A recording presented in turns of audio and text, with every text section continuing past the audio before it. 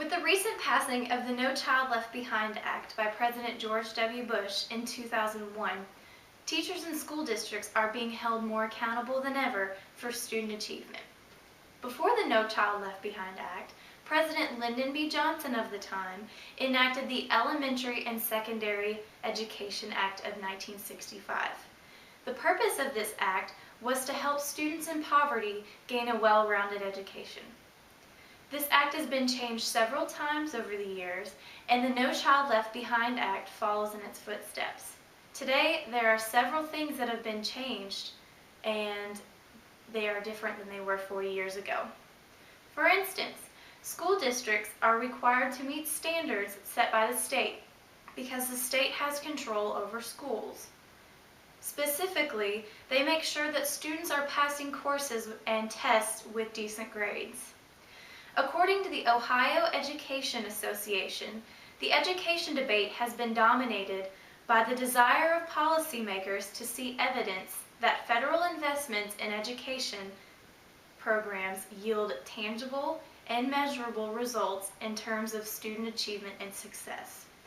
This basically means that student achievement is on achievement tests determine what type of funding the school will receive by the state.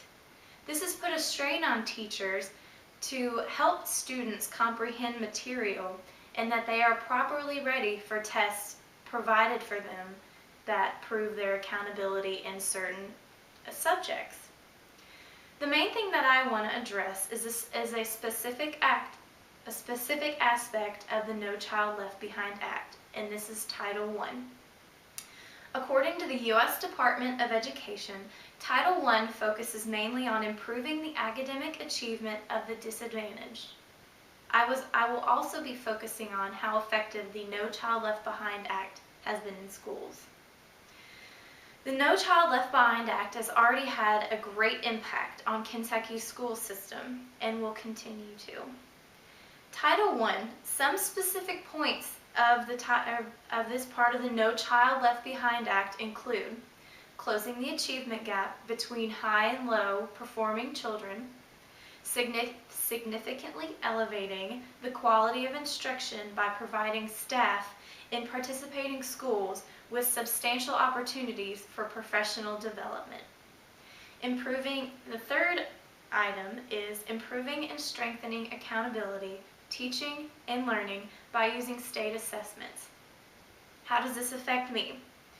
As a future teacher, there are many things that will have effect on my career, such as what type of curriculum I can teach, how I can teach my students, and how well I can influence my students so that they can get the most out of what I am teaching them. I am currently studying to be a middle school education major with an emphasis in math, and there are several important changes that have been made to the Kentucky school system specifically affecting math teachers. Under the No Child Left Behind Act, teachers in school districts are being held more accountable for student achievement, especially in the areas of reading and mathematics. Students are taking standardized tests to test their knowledge in specific areas, and these tests can determine whether or not they move on to the next grade level. As a future teacher, it is my job to make sure that my students are able to comprehend material and that they are able to pass their tests. Focusing on Kentucky in general, some research has yielded that the No Child Left Behind Act has helped student grades. For example, the annual measure objective, which has also been part of the No Child Left Behind Act, can be used to compare former years of reading and math grades and predictions for the years to come. After taking a look at a local middle school here in Kentucky, its adequate yearly progress report, which is another part of the No Child Left Behind Act, I noticed that the annual measurable objective for 2002 was 46.6% in reading. I also noticed that in the year 2009, that grade had significantly increased. Another example is in the math section. In 2003, it was only at 16.49% proficiency. That grade also significantly increased by the year 2009. As you may know, in Kentucky, there are tests called the CATS test, which stand for the Commonwealth Accountability Testing System. I have experience with these testing systems because I was required to take these tests every year.